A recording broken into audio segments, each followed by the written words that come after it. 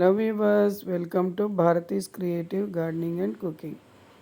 ఈరోజు టేస్టీగా ఉండే నూనె తక్కువ పీల్చే తొందరగా అయిపోయి క్యాబేజ్ ఆనియన్ పకోడీ చేసుకుందాం.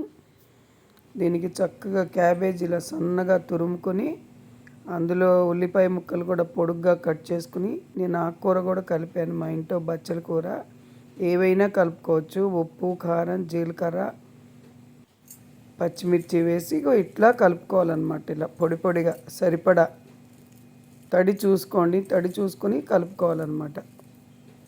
నీళ్ళు ఎక్కువ పోయొద్దు.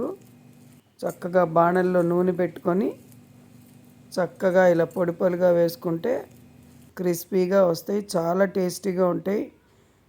ఈ చిన్న వీడియో పెడుతున్నా, మీరు కూడా తప్పకుండా చేసుకుని ఎలా వచ్చిందో కామెంట్ పెట్టండి.